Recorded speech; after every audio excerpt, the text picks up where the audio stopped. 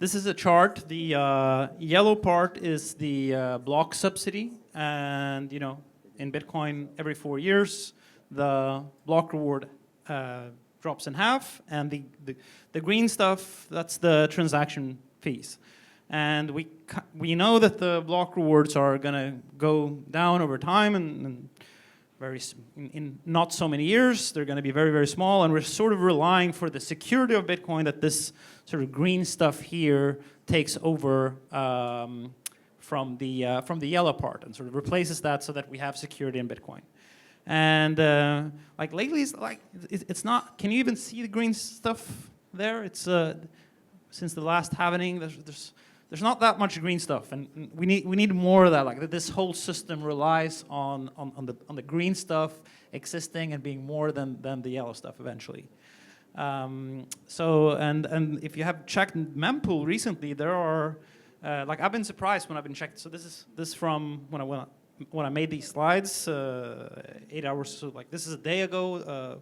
Blocks are not like even getting full these days completely, and the average. You can see the average block fee, so that I didn't just like single out like one period where the blocks weren't full. Like the average block fees are like less than 1% of the block, which is not good. We need more. We need more transaction fees. So who here in this audience thinks that let's solve this problem by issuing more Bitcoin? So Peter Todd, love that guy. His solution to the problem is let's add a 1% new issuance. Like anyone who is in favor of printing more Bitcoin, raise your hand. You can leave the room. The rest of us, the Bitcoiners, are going to have a conversation, but that's very nice. So that is it's a sort of an indication that Houston, like we may have a problem.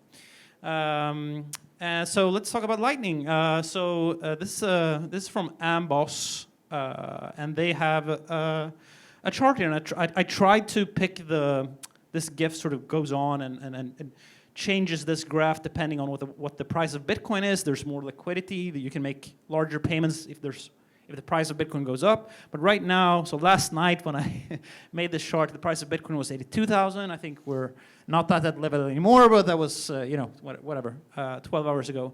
And so, but the numbers are not really that great. So you have a 10% failure rate if you want to transfer $10, and if you want to like pay for lunch or something in Miami, then you have 33% failure rate. So that these are not. And if you want to pay for a lunch for more people, then you only have the failure rates in Lightning.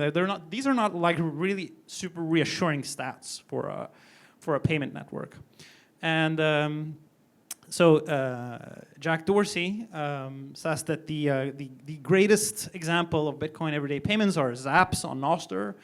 Who here has used Nostr in the last week? Okay, I see seven hands. So I'm guessing that this isn't a super huge use case, but that is apparently the greatest example of Bitcoin payments. Did we lose? Okay, there we go.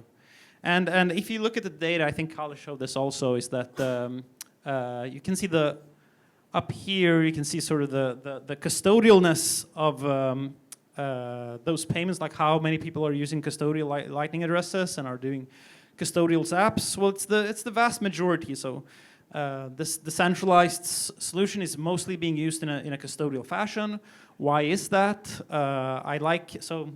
Some of you guys may be familiar with Dave Marcus. Dave Marcus from PayPal was doing a thing with Libra, and now is doing a Lightning payment solution. And from his point of view, I think he says that they got this awesome tool at Lightspark called Predict that is like a Google Maps for the Lightning network that uses machine learning and AI to collect data to map the Lightning network and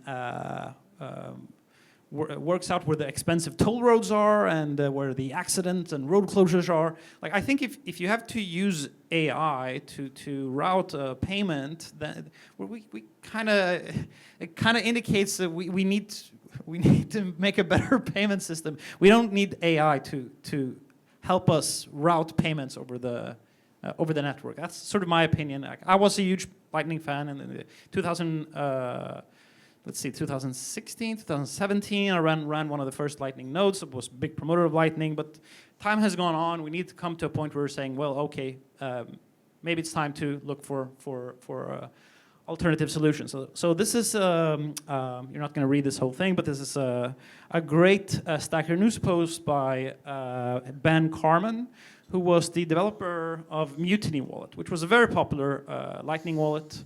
And one of the interesting quotes from his piece was that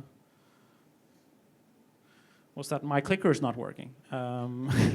Let's see. I think we got some. I don't know what. There we go. Okay, here we are.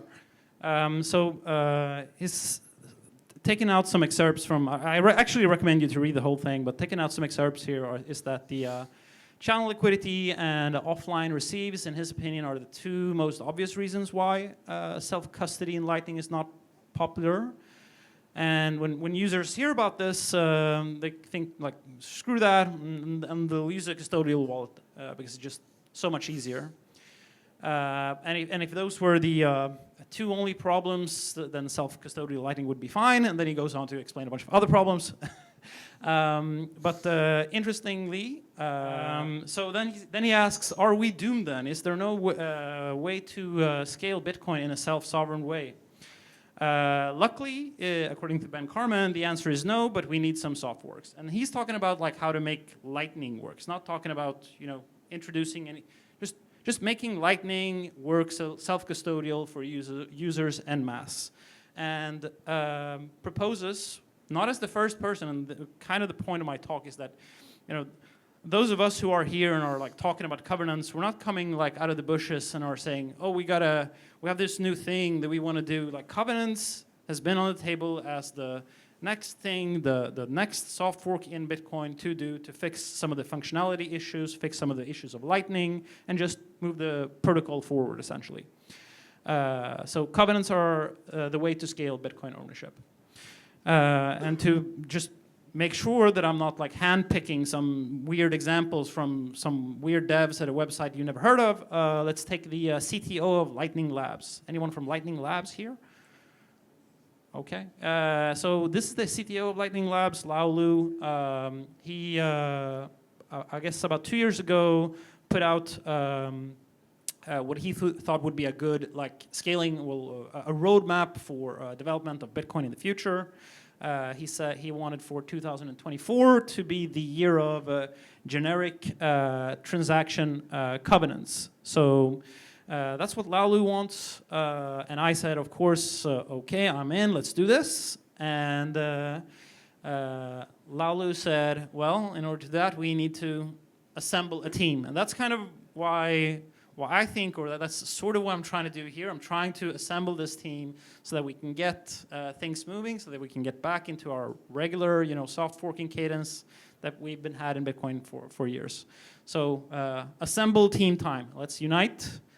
So let's talk. So a couple of months after Lao Lu said that, Ethan Heilman drops on the mailing list, says that I've basically finished implementing a Bitcoin improvement proposal activating opcat in TapScript.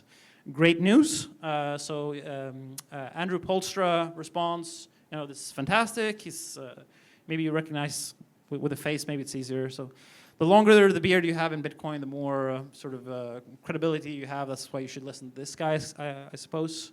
So where are we now? I think Xiao or Bruce also showed this image.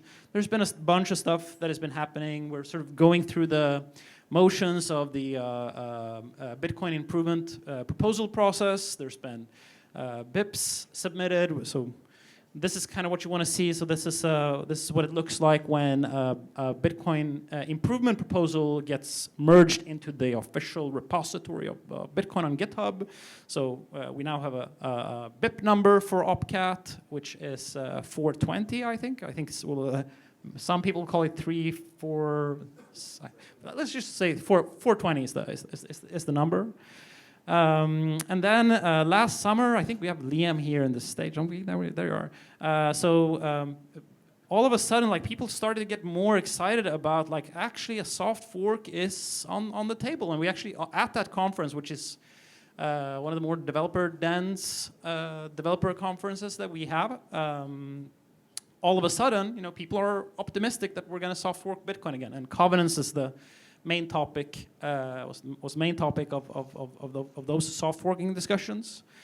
And Blockspace Media says that, you know, OPCAT has gone from a fringe proposal to being the front and center of Bitcoin discourse, and it's gaining broad support. Okay, very interesting, very nice. We even have other actors and stakeholders in this space that usually don't pay this much attention to this. This is from Binance Research, talking about software proposals gaining renewed attention and mentioning OPCAT. And we even got the Bloomberg article talking about OPCAT as the front runner. So things are happening. So, well, at least they were. This is from summer. So how is it done? How is this done? Like, how do we go from you know, Covenants just being this conversation that's sort of, you know, being bike-shedded around and nothing is happening? Like, how do you get people excited? How do you get them jump-started? So what you basically do is, how come I only have 5 minutes left? Half of the presentation was technical, you know, blackout. Come on. So anyway, so you write a bunch of code. So what people need in order to understand why they would want something like Covenants is you got to give them demos. You got to write code. And so we wrote code, how to do vaults with the OPCAT opcode. But we also wrote a children's book. I think this is you know, with it in alignment with the times. People kind of need simpler explanations too. So we have like a 15-page children's book that you can read, sort of understand what you can do with CAT.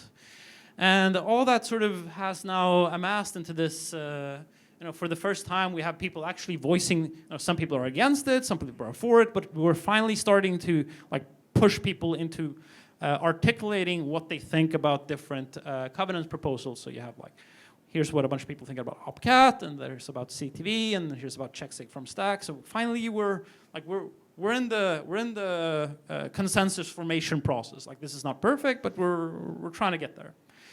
I do want to say something like why, like, OPCAT particularly. I'm personally a fan of OPCAT. This was the only clean shirt that I had, so no particular reason. But I am personally a proponent of OPCAT, so I wanted to go to some explanation as to why. And that's not to say I'm not in favor of other opcodes or other Covenant proposals too. So this is like the highlighted signals for the people that are in support of CTV. I've been on that list since 2021.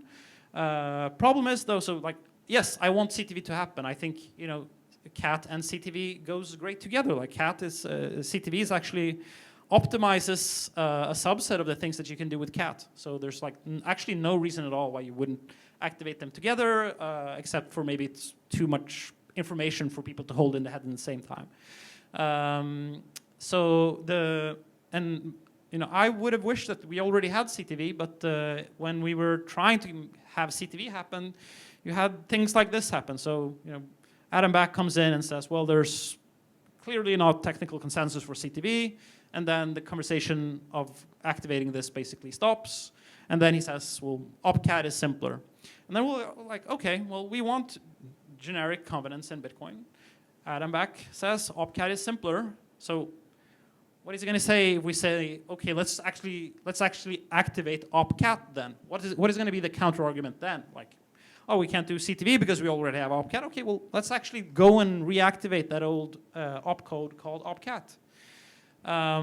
There's also another reason why I think that OPCAT is interesting, because so CTV, as much as I like it, it doesn't really, so going back to what we want to solve here, we do want to solve the security budget issue for Bitcoin. We need there to be more fee revenue for miners.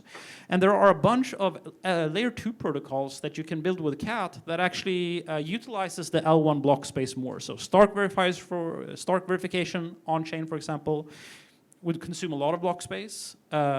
Lightning doesn't as much, and CTV like optimizes Lightning maybe in some ways, like reduces the interactivity requirements on Arc and such things, but it's not really a fundamental shift in the kinds of L2s that you can build. And this is why Laulu, for example, when he's talking about covenants, why we want them and which kind of covenants we want, he's talking about generic covenants. So CAT is an example of a generic covenant, whereas CTV is an example of a narrow, non-generic covenant. And also, I mean, what we want to get away from is when people are using L2 protocols in custodial ways.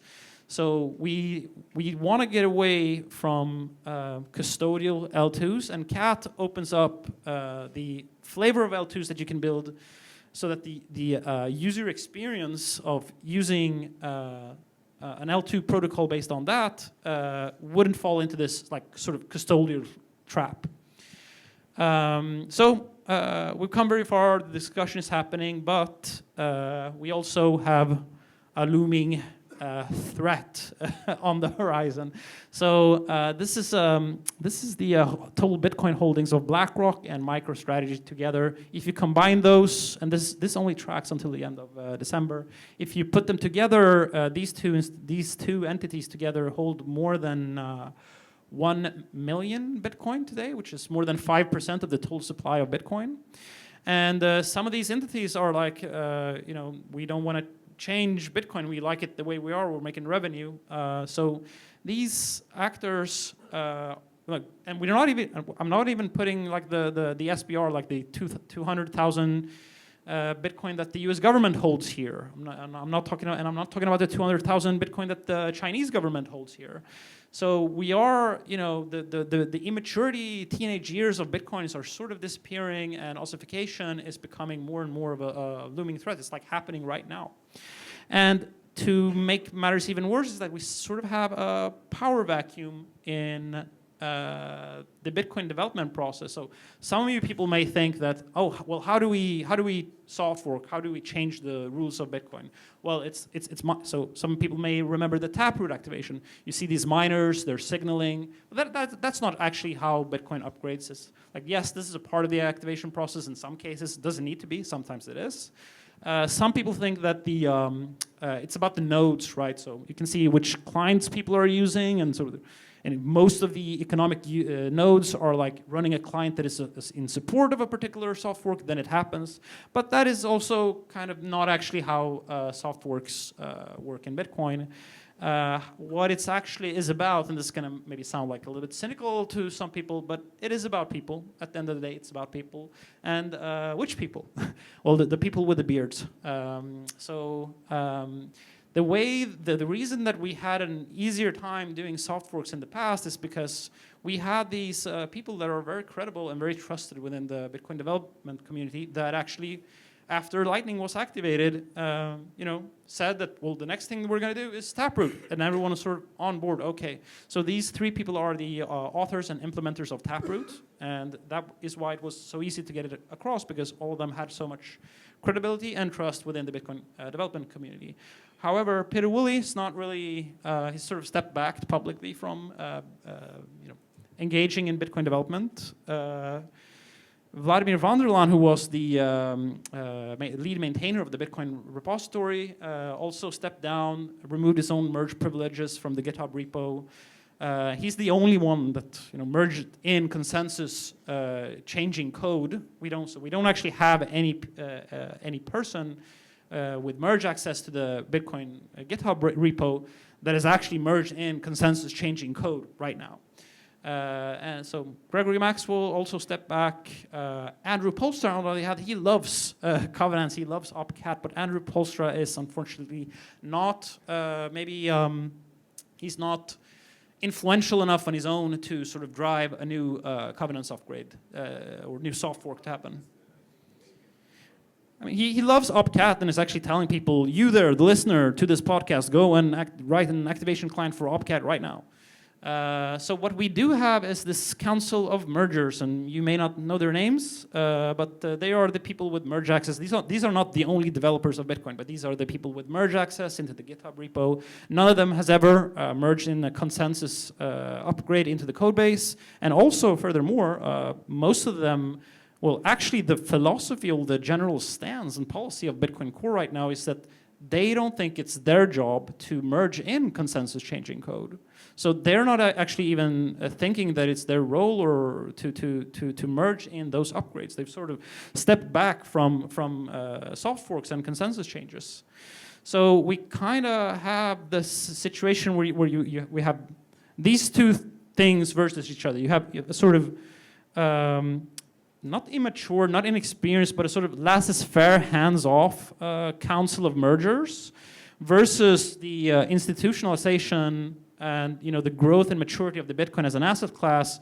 Those two forces are like coming up against each other.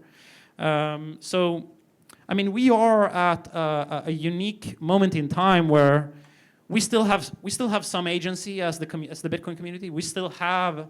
We can make soft fork proposals be top of mind for people. We can take things from being fringe proposals to being the most talked about, soft forks that are next in line to happen. We can heat up the conversation, and we can actually make things happen. But this opportunity is not going to last forever.